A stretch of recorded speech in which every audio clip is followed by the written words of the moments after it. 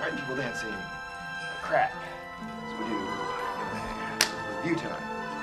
And let's go.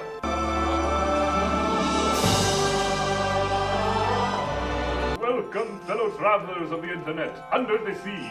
Well, not really. This is green. Your Jamaican accent sucks. Under the sea. How can we breathe? Through the magic of green screen effects. Well, And Disney! Disney magic. There's a movie that we're going to be talking about here. If you haven't guessed its theme, it's about being under the sea. Life under the sea. And wanting to be part of your world. And wanting something more. What does everyone know about the Disney? Well, it started in the late 80s. And that's it. That's all I know. That's all you know? Do you not have a childhood? I mean, come on. There was Lion King. There was the Aladdin movie. There was Mulan. There was... This is basically when Disney decided to go back to all of their old school fairy tale princess wedding endings, but bring some of the stuff that they had learned during the meantime. They upped the ante with their film animation, which became very groundbreaking for the time period. And iconic. Any child of the 90s can name to you 5 of these films off the top of their head. Aladdin, Mulan, Lion King, Hunchback, and Beauty and the Beast. And all of them have a lot more impressive characters and stories than the previous ones, but they still have the idealism of the earlier Disney films like Sleeping Beauty and Cinderella. But it has none of the crud and schlock like you've been able to see in 101 Dalmatians and Black Cauldron. Curse you, Richard Rich! Crappy filmmakers can make any story that. Prime example of that is M. Night Shyamalan's Last Airbender. Don't worry. Why is it so mean? It's for the best that you don't see this. You don't want to see this. This time, Disney gets some good filmmakers on board, some really good animators, and really good songwriters. They did amazing. This film broke the box office and brought in a lot of needed money, and became the inspiration, both box office-wise and animation and style-wise, for all of the films that came after it, up to almost the present, really. I mean, there's definitely echoes of The Little Mermaid and stuff like Tangled and Frozen. This is where the Disney magic, I think, truly started. This is where you get all of the popular characters. This is where you get all of the fun and excitement that Disney had. This is where you get the magic, the beauty, amazement, and the wonder from. It all comes from this film. This film says you're welcome. Let's just be honest here. This film is good. This film is really good. So let's kind of break it apart here. What do we like about it? I'm not quite sure how to put this, but the characters are probably the best thing about this movie as far as the Disney Renaissance is concerned, but it's also the weakest thing about this movie. Ariel is a teenage daughter wanting more and being a selfish, bratty teenager about everything. She wants to go experience the exotic and oriental, and her father says no. And then she does anyway and gets in trouble for it. Oh wait! And is there any consequence for her making a stupid, selfish decision for herself? Well, she gets sad once. Oh no, not depression, the enemy of all Disney princesses. Oh, all she wants though is more.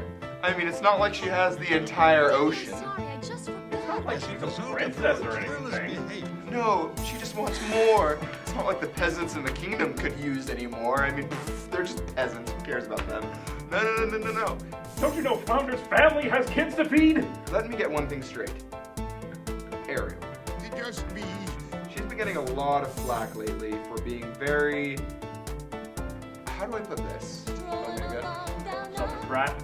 She is somebody that young girls should not aspire to be. And she's taken a lot of flack for that. And is the flack justified? Yeah. She's not very good at what she does. She's not very good at anything, really. All she does is Now, the sit slump and... flat dates back to prehistorical times Pretty. when humans used to sit around and stare at each other all day. Very boring. Ariel is adventurous, So, she's they curious, invented and this those are slump qualities flat. that are admirable. She wants to find out more about the world around her. She wants to experience new things. That can be a good quality, but being paired with this kind of teenage teenage obliviousness of everything else around her and a complete disregard for consequences of her actions, she isn't necessarily a good role model. This is the one place where you can go back to Cinderella and say, yeah, she isn't an amazing character, she's not a very dynamic character, but she is a very good role model, and that's kind of the trade-off we get here. In fact, I'd actually even argue that Ariel isn't really that much of a dynamic character either. I mean, how does she change throughout the entire film? Well, she changes into a human, but that's just a species change. That doesn't actually change her character. She still is gung-ho about experiencing new things because she wants to experience new things. And she falls in love with a man at first sight because... I'm just going to say, for reason of plot. I'm going to take that, and I'm going to file that away for later. Oh dear. Let's see.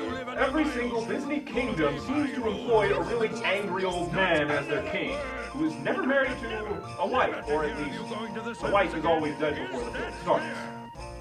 Let us give you a brief reenactment of what this is like. Ariel, what are you doing here? Daddy, I'm just collecting stuff. Oh, stuff? No, I hate stuff. Oh, stuff. Daddy, stop destroying my stuff! No! Is that a handsome man I see? He has legs, therefore he is evil. I have shown you your lesson, young lady. Oh, I hate you, Daddy! But Daddy, I love him! Yeah, one problem with that scene. Let's count the number of times you've seen him. 1. And let's count the number of times you've actually talked to him. And you love him? That's like Anastasia and the baker. They were just talking about how much they love each other and blah blah blah, but they never really talked. They just looked at each other once. I mean, what's the deal with that? Daddy, I love Yeah, him! I love him, Daddy. No, you don't. You don't know what love is. You're 16 years old. In fact, you even say that. You're 16 years old, therefore you know stuff about the world. You don't. You don't. You know nothing. She's a selfish, bratty teenager. I mean, that does make her an interesting character to follow, but it doesn't necessarily make her a good role model. And the characters around her don't exactly do the best job of helping her. Let's talk about Sebastian for a second. Oh, I'm the Jamaican crab. Tagging along But after some hits. yeah, that's not a Jamaican accent. Really, apologize to Jamaicans everywhere. Send your hate mail to pragmusmedia@gmail.com. This is our island in the sun, Billy.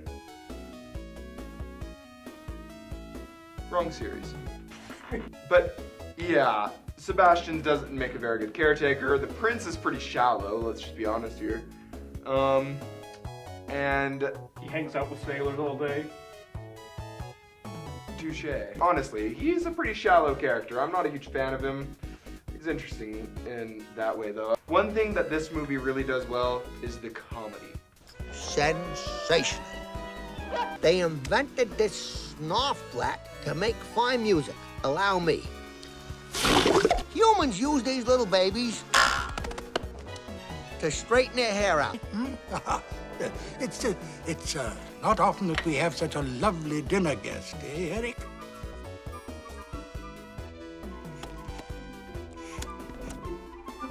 Do you like it? It is rather fine. I'm not gonna lie, blowing up like soot in an old man's face is pretty funny. Abuse to the elderly is funny. Yeah, the comedy in this film is really spot on. It mixes several different forms of comedy and uses repetition Straighten very their hair well. out. Helps bring out this comedy Such a lovely that, dinner would you guest, say, Eric? is a fish out of water story. Since life is sweet here, we got to be here naturally. Even the sturgeon and the ray, they get the earth and start to play. The blackfish is in, the blackfish is in, the blackfish is in. Okay. Yeah, right, that's the thing. We swear they've gotten better since Song of the South. Yeah. Except for that scene. In Princess and the Frog, they just pretend like it doesn't exist at all, so it's okay. That's pretty bad. I mean, not as bad as the cover art, but still bad. Take down the cover art. Down! Take it down. We need to be consistent with YouTube's nudity policy. Take it down. Even if they're not consistent with their stance against false copyright claims. Hashtag WTFU. The music is amazing. We are still singing it today. I mean, under the sea, under the sea.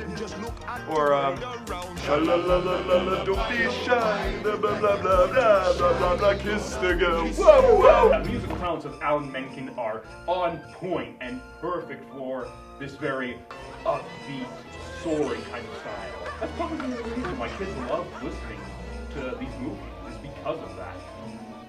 It is so good and so well designed. You have to love it. Like, you really have to love it. And it really makes you fall in love with the story, even if it is a bit shallow in some I ways. admit that in the villain past song, I've though, is been a amazing. nest. They weren't It kidding like when they has called this me like Willow interesting and build Build. up. And then it goes and then it starts putting the pressure on. And then it's like full of craziness. That's a roller coaster ride I love. Yeah, the music and the animation quality really sell this movie. You feel like you're under the sea, and you feel emotionally invested in these characters, even if they're not the most dynamic characters, even if they're not the deepest characters. Or the most likable for that matter. Yeah, you still feel invested in them because the music and the animation quality is good enough. It's so good.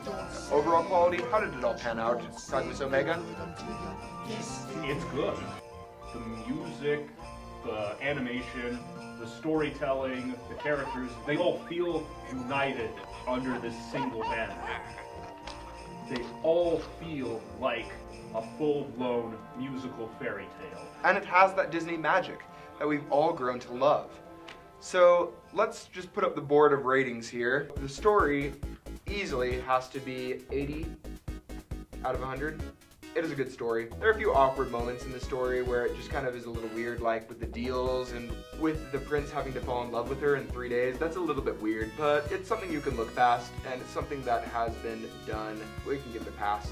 The character we give 79 out of 100. They're not the most likable characters, they're not the most dynamic characters, they're not the deepest characters, but you do fall in love with them anyway.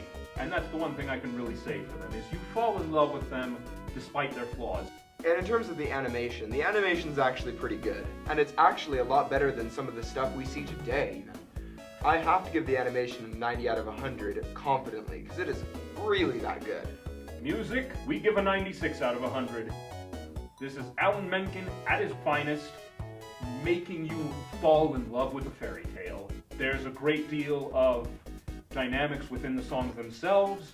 There's a wide variety of them, so if you don't like all of them, you'll like some of them over others.